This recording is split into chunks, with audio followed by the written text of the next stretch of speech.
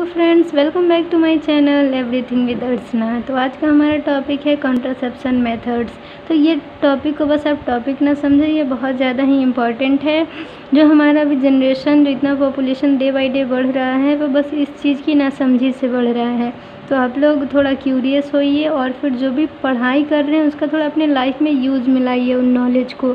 तो चलिए कुछ हम लोग कॉन्ट्रासेप्शन मेथड्स को जानते हैं, जो कि अभी आप लोगों ने 12th क्लास में भी पढ़ा होगा और इसकी बहुत सारी क्लासेस चलती हैं। और ऐसे भी जनरली गवर्नमेंट बहुत सारी स्कीम चला के लोगों को ये समझा रही हैं।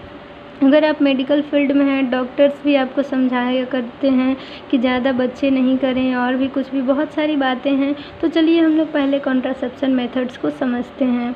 इसमें कोई शर्माने की और बहुत ज़्यादा ही दिक्कत की बात नहीं है, क्योंकि ये बहुत ही कॉमन है, आजकल बहुत कॉमन हो गया। इसे समझना ज़रूरी है, क्योंकि जिस तरह से जनरेशन बढ़ रही है, वो आगे की जो आने वाली जनरेशन है, जो भावी पीढ़ी है, तो उन लोगों के लिए बहुत ज़्यादा ही क्राइसिस कर देगी, बहुत ज़्यादा ही दिक्कतें उन लोगों को फेस करनी पड़ेगी। तो इसीलिए अभी से कंट्रोल करना, अभी से थोड़ा सोच समझ कर काम करना होगा आप लोगों को। तो चलिए अब हम लोग कुछ मेथड्स को यहाँ देखते हैं, जो कि बहुत ही कॉमन है और आप लोगों को समझना बहुत ज़रूरी है। Contraception is the prevention of union of sperm and ovum.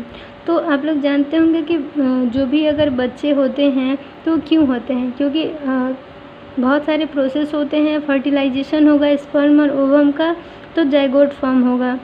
तो जाइगोट फॉर्म होगा तो वो एम्ब्रायो के फॉर्म में होगा, फिर फीटस वगैरह फॉर्म होगा, फिर बेबी बर्थ होता है, ठीक है, यानी बेबी फॉर्म होता है, बच्चा एक बनेगा, ठीक है। तो एक तरह से ये एक इंसान का रूप लेगा, एक पॉपुलेशन बढ़ेगा उससे, ठीक है।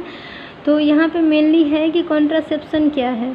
तो कॉन्ट्रासेप्शन क्या है, तो ये एक मेथड है जिसके थ्रू स्पर्म और ओवम को मिलने से रोका जाता है, क्योंकि ये दोनों मिलेंगे तभी तो फर्टिलाइजेशन होगा और एक बेबी फॉर्म होगा, एक बच्चा बनेगा। ये हो सकता है वो लड़का हो या लड़की हो, कुछ भी हो सकता है, ठीक है। तो कॉन्ट्रासेप्शन एक मेथड है जिसमें प्रिवेंशन यानी प्रिवेंट किया जाता है स्पर्म और ओवम के मिलने को। Some common contraceptive methods are as follow. कुछ यहाँ पे कॉमन मेथड्स हैं जिसे जानना सभी के लिए ज़रूरी है। तो फर्स्ट है हमारा नेचुरल कॉन्ट्रासेप्शन। नेचुरल कॉन्ट्रासेप्शन क्या है? अवॉइड कॉपुलेशन ड्यूरिंग ओव्यूलेशन, यानी मेंस्ट्रुअल साइकिल होता है कितने दिन का? तो 1 से 28 दिन का होता है, यानी 28 दिन का वो साइकिल होगा, ठीक है, यानी मेंस्ट्रुएशन होगा। तो मेंस्ट्रुएशन में जो हमारा 13 to 70 डेज होता है, यानी 1 to 5 मान के चलिए आपका 1 से 28 दिन का साइकिल है, ठीक है। तो इसमें जो 1 से 5 दिन है वो मान के चलिए आपका मेंसेस है, ठीक है। तो 5 से यानी इसी 1 तारीख से हम लोग काउंट करेंगे, और जो 13वां दिन होगा, ठीक है, 13 से 17 दिन जो होता है वो मेनली हमारा ओव्यूलेशन का फेज होता है, 1 से 28, और उसके बीच में जो 13 से 17 दिन है वो ओव्यूलेटिव फेज होता है। यानी आप समझिए तो 1 तारीख से काउंट करें तो 1 से जो 11वां दिन होगा, 11वें से 20 दिन तक आपको एक दूसरे से कांटेक्ट में नहीं आना है, ठीक है। तो अगर ऐसा करिएगा तो फर्टिलाइजेशन नहीं होगा, और इन दिनों के अलावा आप मतलब कांटेक्ट में आ सकते हैं, उससे कोई रिस्क के चांसेस नहीं है ज़्यादा, ठीक है, प्रेगनेंसी नहीं कंसीव होगी। तो इसे ये नेचुरल मेथड है कि आप इस दौरान एक दूसरे के कांटेक्ट में ना आएँ।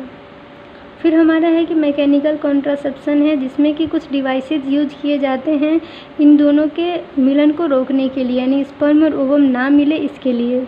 Use devices to avoid union of sperm and ovum, ठीक है। तो उस डिवाइसेस में हमारा डायफ्रागम है, IUDs है जिसे इंट्रा यूट्रिन डिवाइसेस भी कहते हैं, और कॉन्डम्स हैं, ठीक है। तो इसके बारे में सभी जानते होंगे, ज़्यादा समझाने की ज़रूरत नहीं है।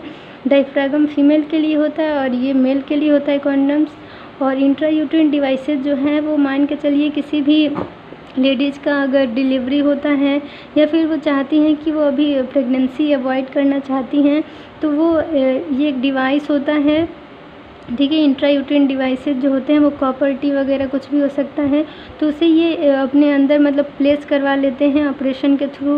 या फिर छोटा ऑपरेशन होता है, बड़ा नहीं, उसके थ्रू वो वहाँ रखवा लेंगे, तो 5 से 7 साल के लिए वो एकदम प्रेगनेंसी कंसीव नहीं कर सकती हैं, ठीक है। वो अगर उसको निकलवा ली, अगर वो 2 साल में चाहती हैं, 3 साल में चाहती हैं प्रेगनेंसी कंसीव करना, तो फिर वो उसे निकलवा लें, ठीक है।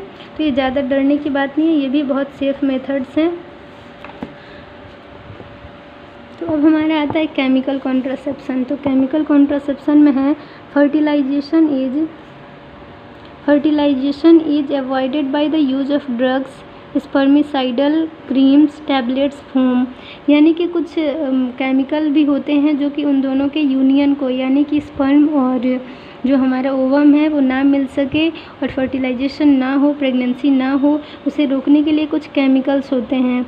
ठीक है, तो उसमें हमारे कुछ दवाइयाँ होते हैं और फिर स्पर्मिसाइडल क्रीम होते हैं या फिर कुछ टैबलेट या फोम होते हैं जिसमें हमारे सहेली करके कुछ होता है। ठीक है, और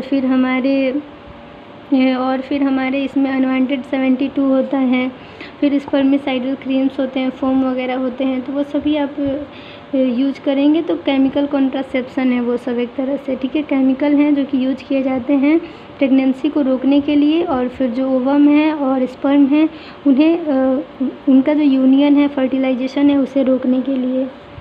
अब हमारा आता है vasectomy it is the surgical removal of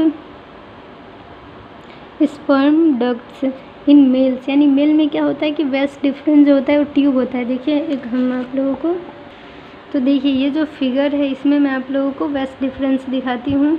तो ये देखिए ये जो ट्यूब है दोनों साइड में, यही जो है वो स्पर्म को कैरी करता है, यहाँ से ले जाके फिर यहाँ लाएगा। ठीक है, तो यहाँ से वो इजेक्यूलेट हो जाता है, बाहर निकलता है। तो जब यहीं पे हम लोग इसे काट कर और बांध देंगे, ठीक है, ऑपरेशन के थ्रू इसे काट कर बांध दिया जाता है। ये जो वेस्ट डिफरेंस, ये जो ट्यूब है उसे बांध दिया जाएगा। तो यहाँ से स्पर्म बनेगा लेकिन पास ही नहीं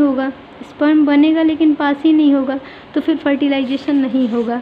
और फीमेल में क्या होता है कि ट्यूबेक्टमी होता है, यानी ये जो फैलोपियन ट्यूब है यहीं पे तो फर्टिलाइजेशन होगा, यहाँ फर्टिलाइजेशन होता है।